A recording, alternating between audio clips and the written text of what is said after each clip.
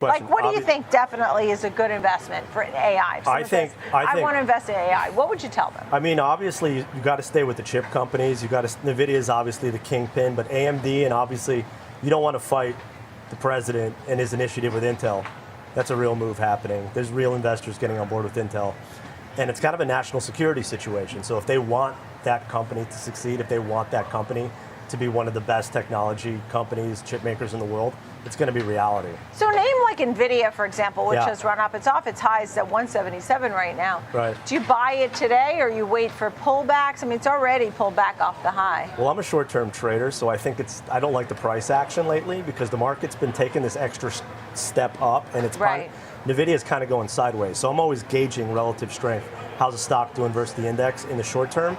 Short-term price action for Nvidia is not great. Long-term, it's fantastic investment. Right. Do you look at the triple Qs? What else are you watching on the daily? I trade options, so I'm trading the index. I'm trading 0 days sometimes. I'm always looking at the Russell 2000, the IWM, QQQ, SPYs. What were some of the takeaways even from today? Today was interesting. We're in a choppy tape. We're in a choppy market right now, so we're not getting any like really emphatic moves. It's like one step forward, one step backwards. A little bit frustrating for trend followers, and that's kind of like an exhausted move. We've had a huge run up from April lows from the tariff tantrum. I mean, we're up 40% on basically every index. Lots of stocks have doubled, tripled, so kind of getting tired. Nvidia's most recent earnings report was released a month ago. During that period, shares have underperformed the S&P 500, losing around 1.4%. Before its next earnings report, will Nvidia's recent downward trend continue, or is a breakout imminent? To better understand the key drivers, let's quickly review its most recent earnings report before delving into their recent reactions of analysts and investors. Nvidia's fiscal 2026 second quarter earnings were stronger than anticipated. Non-GAAP second quarter earnings of $1.05 per share were 5% higher than the consensus estimate.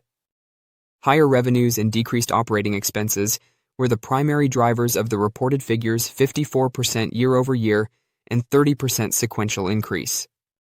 At $46.74 billion, Nvidia's fiscal second quarter revenues increased 56% year-over-year and 6% sequentially. By 1.3%, the top line exceeded the consensus estimate. The second quarter revenues of Nvidia reached a record high due to strong growth across all end markets. Graphics and compute and networking are Nvidia's two revenue segments. The GeForce Now game streaming service, GeForce GPUs for gaming and personal computers, and associated infrastructure are all part of the graphics sector. Additionally, the section provides grid software for cloud-based visual and virtual computing, Quadro GPUs for enterprise design, gaming platform solutions, and infotainment system solutions for vehicle platforms. 11.6% of fiscal second quarter revenues came from graphics. At $541 billion, the segment's top line increased 21% sequentially and 51% annually. For the graphics business, the consensus estimate for fiscal second quarter revenues was $4.75 billion. Compute and networking accounted for 88.4% of second quarter fiscal revenue. The segment includes data center platforms and systems for accelerated computing, high-performance computing, and artificial intelligence. At $41.33 billion, compute and networking revenues jumped 56% year-over-year and 4% sequentially. The second quarter revenues for this division were predicted to be $49 billion. Data center 87.9% of revenues increased 56% year-over-year and 5% from the prior quarter to $41.1 billion, according to the market platform. Higher shipments of Blackwell GPU computing platforms, which are used for generative AI applications, recommendation engines, and the training and inference of huge language models were the primary driver of this strong increase. $41.11 billion was the consensus estimate for this end market's fiscal second quarter revenues.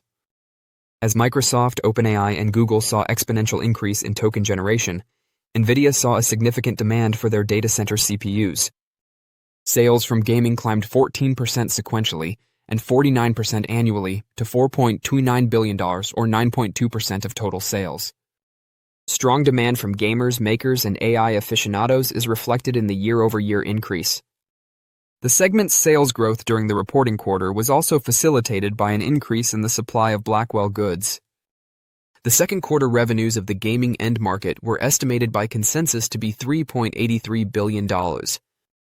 Driven by the acceleration of Blackwell sales and notebook products, professional visualizations won 1.3% of revenues, grew 32% year-over-year and 18% sequentially to $601 million. The professional visualization end market was expected to generate $524.8 million in revenue during the second quarter of its fiscal year. In the reporting quarter, automotive sales accounted for 1.3% of total revenues, or $586 million, increasing 3% sequentially and 69% year-over-year. The widespread use of self-driving platforms was the primary factor for the surge. $573.4 million was the consensus estimate for the fiscal second quarter revenues of the automotive end market. OEM and additional income. At $173 million, 0.3% of revenues were up 56% year-over-year and 6% sequentially.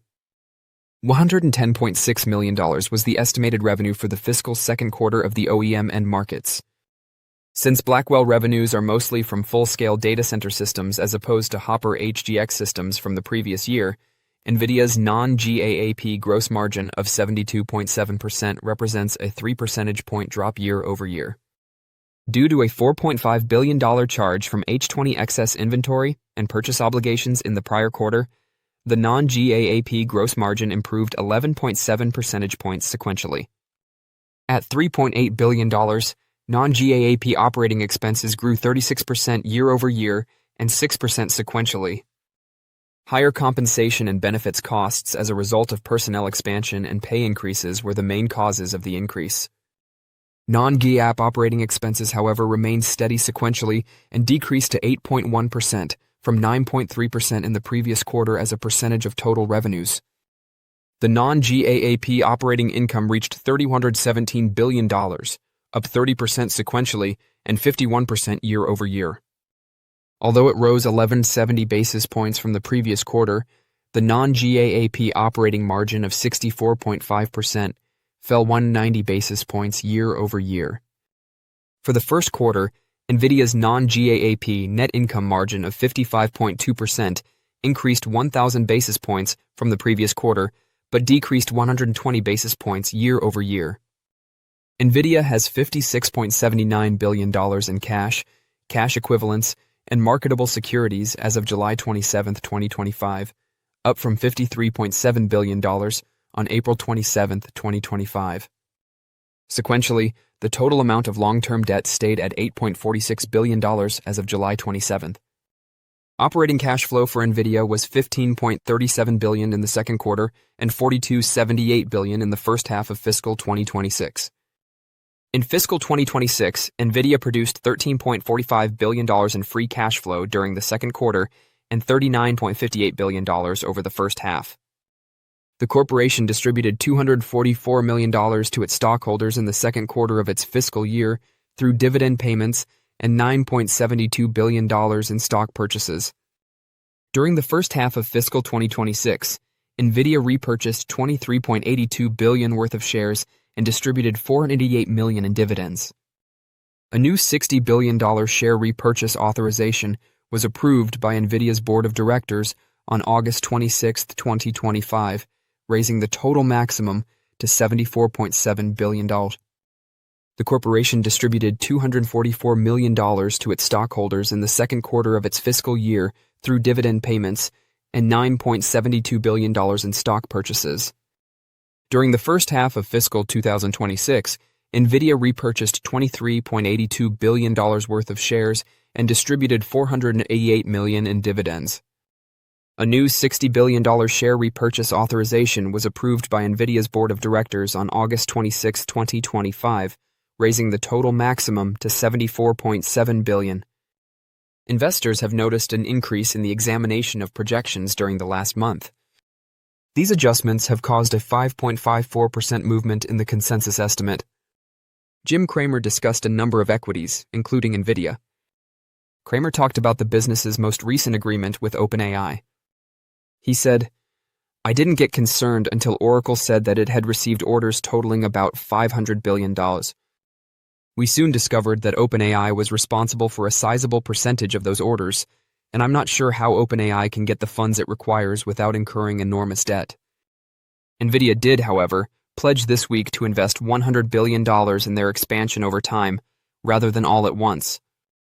Critics claim that this transaction is an example of circular vendor finance, in which a supplier provides a client with funds to purchase goods. Nvidia creates networking technologies, data center solutions, GPUs, and AI systems for the gaming, visualization, and automotive sectors. Even while we recognize Nvidia's promise as an investment, we think several AI stocks have more upside potential and less negative danger.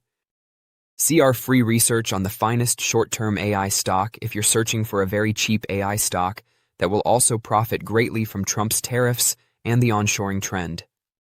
As demand for its processors surged, Nvidia's stock shot up, making it one of the largest beneficiaries of the AI boom. Additionally, when Nvidia supports a business, investors are more likely to take notice in the hopes that it will be the next to succeed. The reasoning is straightforward. Nvidia's support is frequently regarded as a mark of legitimacy that can spur investment and market expansion. For instance, Nvidia is still a partner and backer of CoreWeave, having made its initial investment in the cloud provider in April 2023. Since CoreWeave went public in March 2025, the company's stock price has tripled. Nvidia has now set its sights on Nscale, a British AI data center company.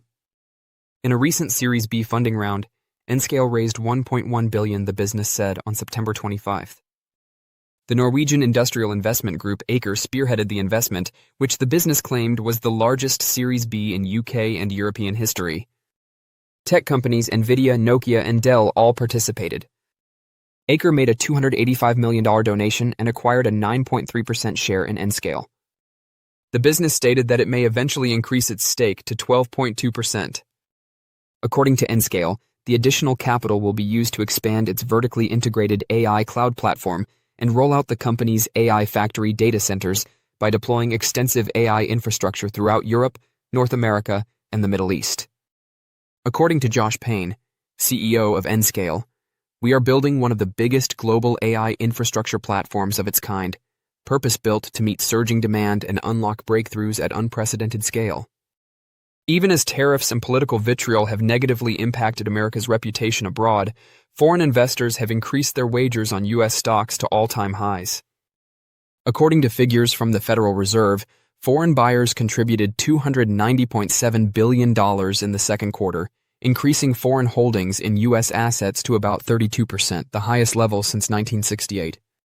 According to Elias Galou of Bank of America, holdings are expected to increase by $2.8 trillion this year, increasing overall exposure to almost $18 trillion, or about 30% of the market. Even with U.S. product boycotts and declining inbound travel, foreign investors seem hesitant to abandon Wall Street's share engine. Large-cap technologies, especially those related to artificial intelligence, have attracted the most attention. Sam Stovall, a CFRA strategist, noted that the IT industry alone has reached 26 new all-time highs this year, making Nvidia, Microsoft, and Alphabet focus points.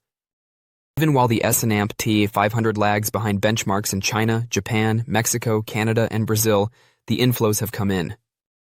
Global buyers are still attracted to the size and concentration of American technology, despite the MSCI All-Country World Index outside the U.S. rising 22% this year compared to the S&P's 13% increase. Since April, the Fed's first rate cut in a year has given the advance in U.S. markets further impetus. Analysts contend that rather from being in line with Washington's policies, the flows are the result of practical allocation decisions. Rob Anderson, a strategist at Ned Davis Research, pointed out that Canadian investors are still buying U.S. stocks while staying away from American products. That opinion was supported by Brian Jacobson of Annex Wealth Management, who pointed out that many people favor stocks over treasury bonds because they perceive businesses as separate from the government. Even though relative performance against global indices has lagged, U.S. companies like Tesla and Nvidia continue to play a significant role in global portfolios as capital flows continue to show vigor into the third quarter. Don't forget to share your thoughts and experiences in the comments below. Your input helps create a more knowledgeable community where we can all learn and grow together in the world of investing. Stay up to date with the latest market trends, insights, and key updates by subscribing to Investing Tutorial. We're here to help you make smarter investment decisions and stay ahead of the curve.